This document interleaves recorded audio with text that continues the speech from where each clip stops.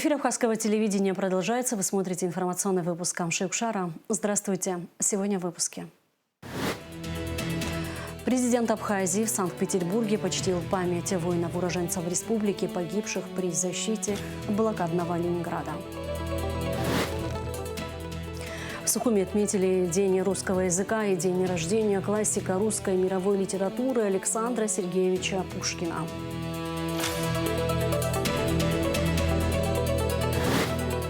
Новые зоны отдыха и ландшафтный дизайн. Набережная Диаскура в Сухуми активно обновляется.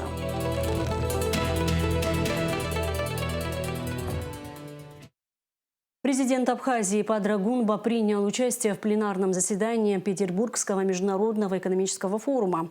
В числе участников лидеры и представители государства, а также бизнес-сообщества из 130 стран.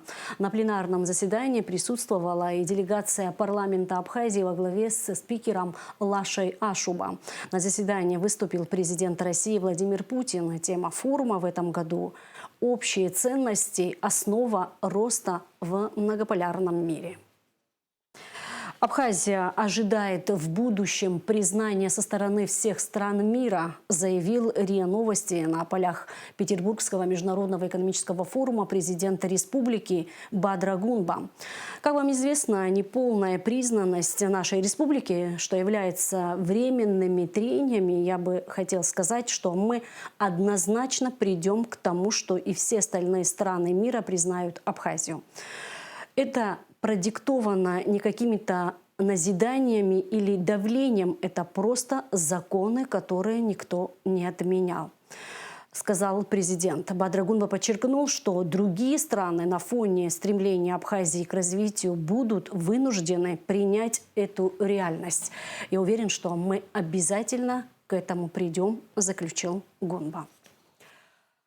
Бадыр Гунба почтил память воинов-уроженцев Абхазии, погибших при защите блокадного Ленинграда. Президент возложил венок к памятнику «Мать Родина». Также глава государства возложил цветы к памятной плите уроженцам Абхазии, защитникам блокадного Ленинграда, установленной на аллее памяти.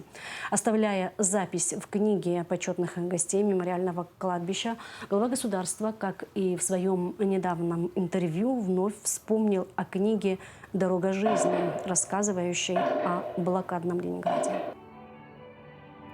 Сегодня мы посетили Пискаревское кладбище, мемориальный комплекс, который воздвигнут в честь жителей блокадного Ленинграда. Мы все прекрасно знаем, с какой трагедией пришлось столкнуться жителям блокадного Ленинграда. Миллионы судеб унесли эти самые тяжелые времена. Среди защитников блокадного Ленинграда были также и выходцы из нашей Абхазии. Сегодня мы возложили цветы в память этих великих наших соотечественников. Уверен в том, что сохранение памяти – это возможность передать правду и то наследие, которым обладаем мы сегодня уже новым поколением. Посетив Санкт-Петербургский международный экономический форум, не посетить данное место я счел неправильным. Поэтому мы со всей делегацией сегодня возложили цветы жителям блокадного Ленинграда и защитникам Ленинграда. Между правительствами Республики Абхазия и Ульяновской области планируется подписание соглашения о сотрудничестве в торгово-экономической, научно-технической и культурно-гуманитарной сферах. Об этом, в частности, шла речь на встрече президента Абхазии Бадыр Гунба с губернатором области Алексеем Русских. Планируется реализация совместных молодежных, образовательных, спортивных и культурных проектов. В качестве перспективного направления сотрудничества отмечен туризм, включая организацию знакомительных программ для туроператоров, а также развитие контактов между учреждениями культуры, проведение совместных выставок, конференций, гастролей и спортивных мероприятий. В рамках Петербургского экономического форума состоялось подписание соглашения о сотрудничестве между Фондом Росконгресс и ТПП Республики Абхазия. ТПП Абхазии на регулярной основе участвует в мероприятиях, организуемых Росконгрессом, что подтверждает высокий уровень взаимодействия сторон. Также на полях форума президент ТПП Инар Ладарья встретился с президентом Торгово-промышленной палаты России и с президентами союзных региональных палат России. Повестку предстоящего 67-го раунда международных дискуссий, намеченного на 30 июня по 1 июля, обсудили в МИДе. Заместитель министра иностранных дел Одиссей Бигвава встретился с председателями дискуссий от ООН и ЕС и ОБСЕ. Стороны выразили единое мнение, что сохранение данного переговорного формата необходимо для обеспечения стабильности как в регионе, так и на международном уровне. Особое внимание стороны уделили вопросам безопасности. Абхазская сторона вновь заявила о необходимости подписания юридически обязывающего соглашения о неприменении силы между Республикой Абхазия и Грузией. Как подчеркнул Одиссей Бигвава, согласование и подписание этого документа остается ключевой целью женевских дискуссий. Дипломаты затронули актуальные вопросы гуманитарного характера, в том числе обеспечение свободы передвижения. 4 июня на 80-й сессии Генассамблеи ООН была принята резолюция по вопросам внутренне перемещенных лиц и беженцев из Абхазии и Южной Осетии, которую МИД Абхазии характеризовал как сугубо политический жест. В комментарии МИД подчеркивается, что данная резолюция, принятая под давлением коллективного Запада, не отражает реальной заботы о правах человека. Министерство выразило возмущение процедурой обсуждения, в рамках которой Республика Абхазия вновь не была выслушана. По мнению абхазской стороны, позиция республики традиционно игнорируется, и заседание превращается в монолог грузинской стороны. МИД Абхазии также отметил, что результаты голосования стали следствием давления со стороны западных стран на развивающиеся государства, а не достижением гуманитарного прорыва. В заявлении подчеркивается, что координированные усилия Вашингтона и Брюсселя искали расширение числа соавторов резолюции и создание видимости глобальной изоляции Абхазии и России. Хотя Грузия и ее западные союзники заявили о победе. Абхазия заявляет, что резолюция ООН остается нежизнеспособной и не способна изменить существующие политико-правовые реалии. Абхазия считает, что ее суверенный статус надежно защищен соглашениями с Россией, а грузинские обвинения в оккупации воспринимаются как попытка скрыть историческую ответственность за события 92-93 годов. Сроки окончания работ по реконструкции набережной Сухума сдвигаются. Это связано с рядом объективных причин, но главное, работы здесь идут полным ходом. Гугут Саварданя расскажет детали. Сухумская набережная – это не просто визитная карточка города, это его живая история, которая требует ювелирного подхода. Главная задача сегодня – сохранить уникальное наследие и наглядно рассказать о нем будущим поколениям. Прямо под ногами строителей – настоящий музей под открытым небом.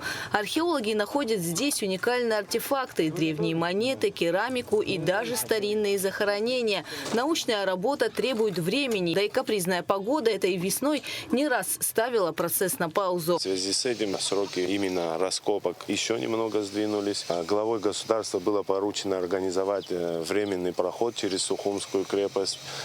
Строители уже работы на 90% закончили. Проход организован. Организованы смотровые площадки, подсветка, освещение, временный мост. Но работа не останавливается. Параллельно с историками на набережной трудятся строители. строителей. На участке от кафе «Дэн» до Сухумской крепости идет масштабная прокладка новых коммуникаций. Здесь же специалисты монтируют гранитный поручень, после чего приступят к реставрации фасадного парапета.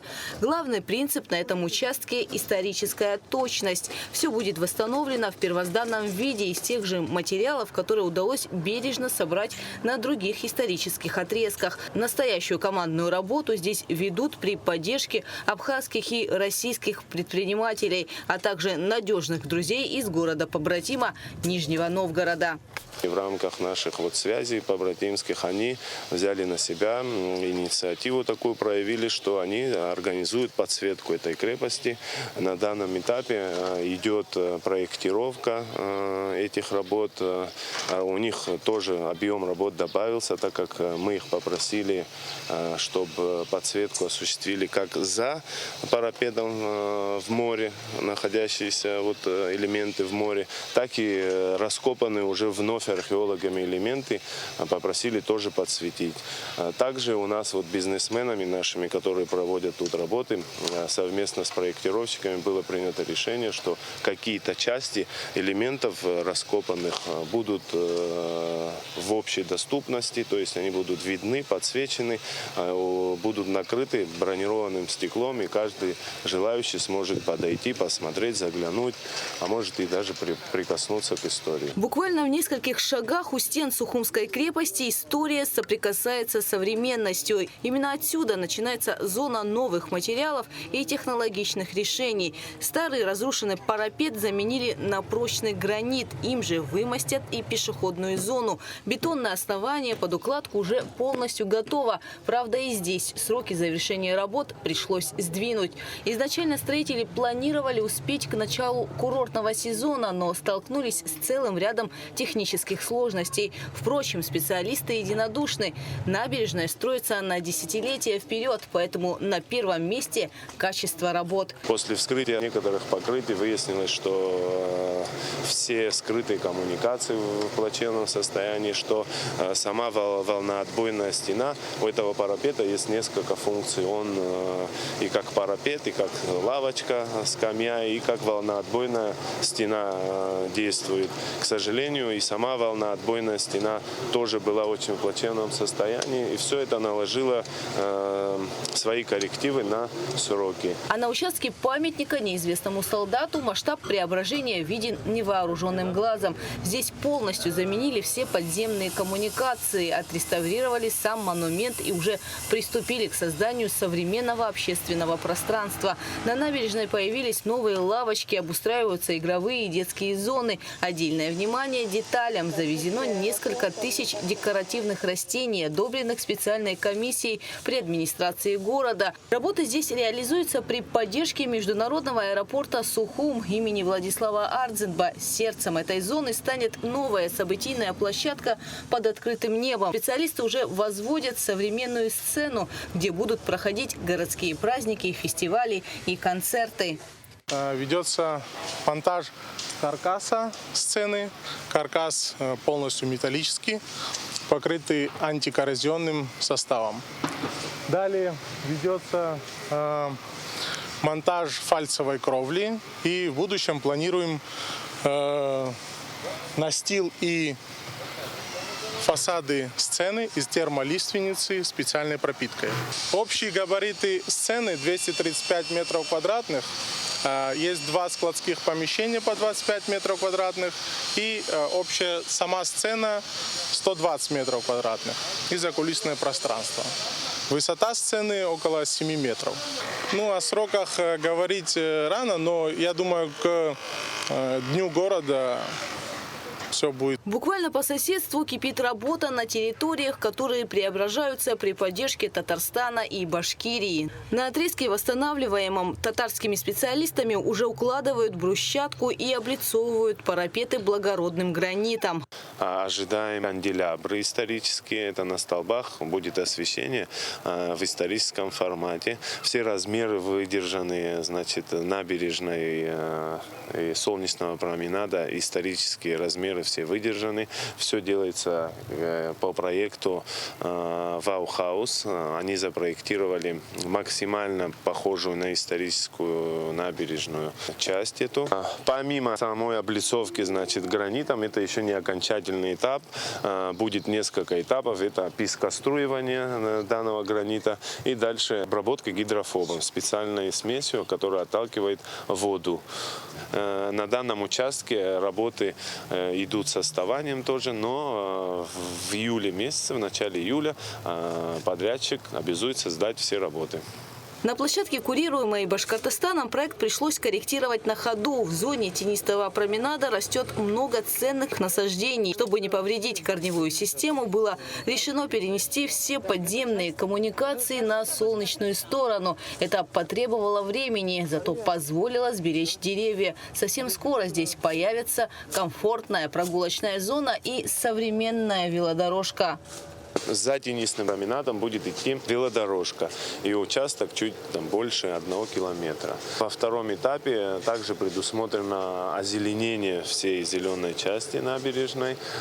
Более 60 тысяч насаждений зеленых запланировано привезти и высадить. Все вот эти перечень насаждений корректировался с комиссией по озеленению города, в которую входят наши ученые, ботаники, ландшафтные дизайнеры. Реконструкция набережной столицы – это сложнейшая работа, в которой важна каждая деталь. От археологического артефакта до корней вековых деревьев. И пусть строительные графики сдвигаются, результат останется городу на долгие десятилетия. Гугу Савардания, Заур Лиев, Абхазское телевидение. 6 июня исполнится 227 лет со дня рождения выдающегося поэта, классика русской мировой литературы Александра Сергеевича Пушкина. К этой дате была приурочена литературная гостиная «Абхазия» к Пушкину через века и пространство, организованная представительством Россотрудничества. Программа вечера объединила в себе выступления поэтов, писателей, студентов и школьников. Аэлита Арутюнян расскажет подробности. Мероприятия, приуроченные ко дню рождения великого поэта, начались с церемонии возложения цветов к его памятнику в Сухуме. Посол России в Абхазии Михаил Шургалин, представители Россотрудничества в Абхазии, Абиги, учащиеся средней школы номер 2 имени Пушкина, поэты, писатели, почтили память Александра Пушкина. Также впервые в Абхазском театре прошла литературная гостиная «Абхазия» к Пушкину через века и пространство, посвященная Дню русского языка и 227-летию со дня рождения поэта. В программе выступления поэтов, студентов и учащихся, чтение стихотворений, малоизвестные факты о великом поэте в формате диалога, музыкальные номера в сопровождении камерного оркестра Абхазии.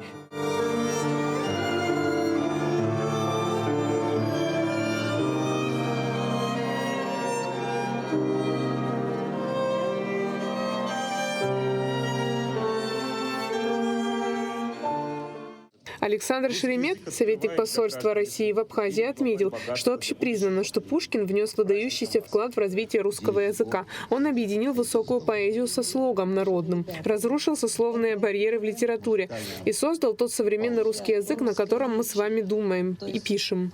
Особое значение русский язык имеет и здесь, в Абхазии. Обладая официальным статусом, он гармонично сосуществует в едином пространстве с государственным абхазским языком.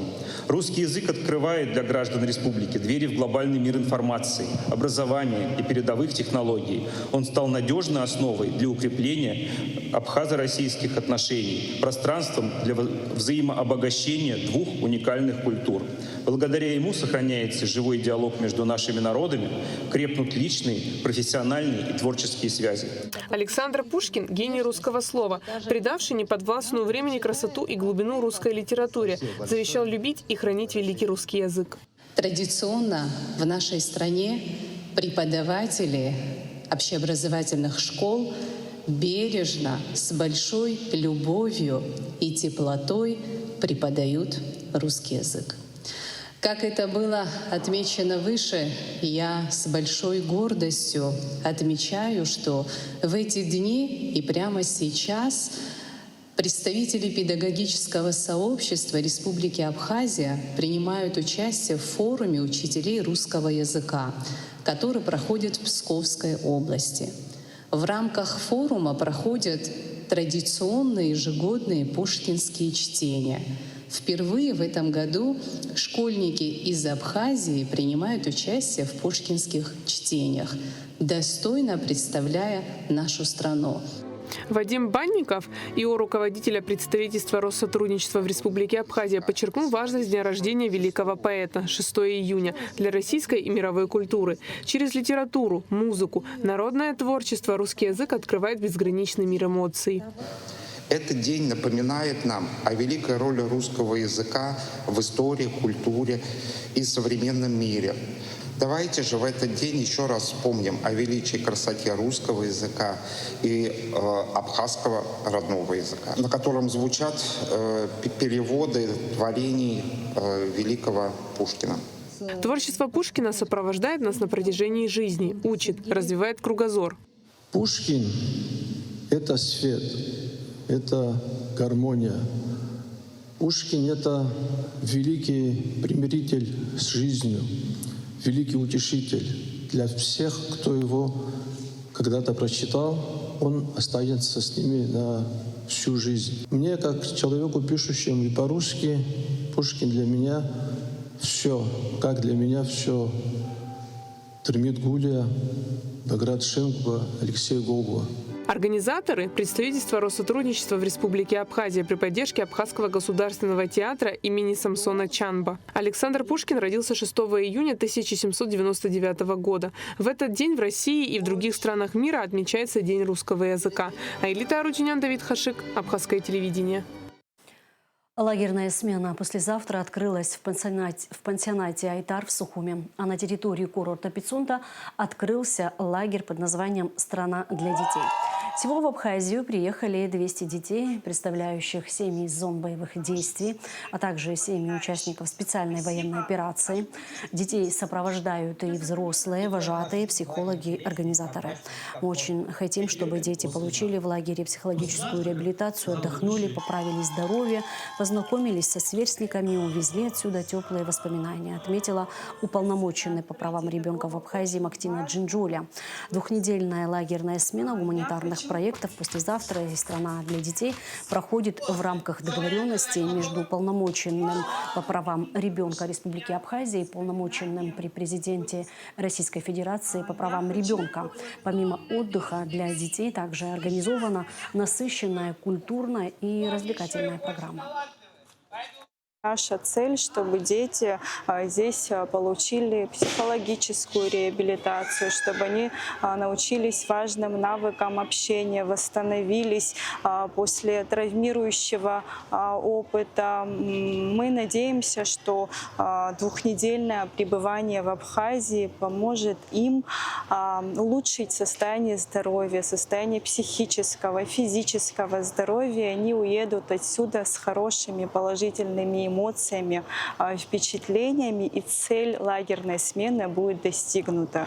Хочу поблагодарить в организации лагерной смены за поддержку президента Республики Абхазия Бадру Зурабовича Гумба, мэра города Сухум Тимура Михайловича Агарова, администрацию Гагарского района, администрацию Ачимчирского района, культурно-благотворительный фонда Шана, Министерство просвещения Республики Абхазия. Особая благодарность Министерству по туризму Республики Абхазия, миграционной службе, всем службам, которые задействованы. Делается все ради детей, это наше будущее, это хорошо, это очень здорово, что вы сегодня приехали в нашу страну и отдыхайте. Я не сомневаюсь, что у вас насыщенная программа, вам все понравится.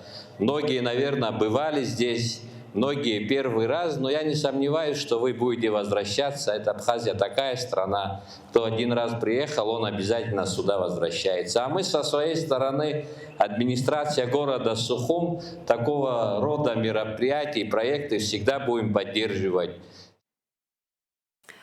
Русский театр драмы имени Искандера представил комедию «Пастух Махас» на фестивале «Комедия Фест» в Нижнем Новгороде.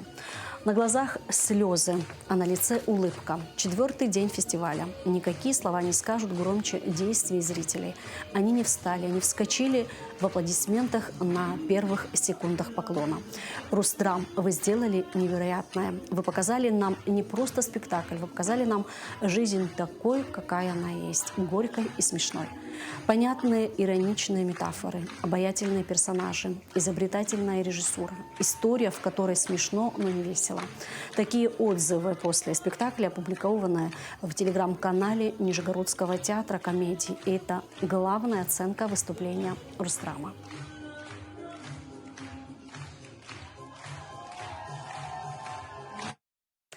И в конце выпуска информация о погоде. По сообщению синоптиков, 6 и 7 июня в Абхазии ожидается переменная облачность без осадков. Температура воздуха ночью плюс 17-22, днем плюс 24-29, температура морской воды плюс 16 градусов.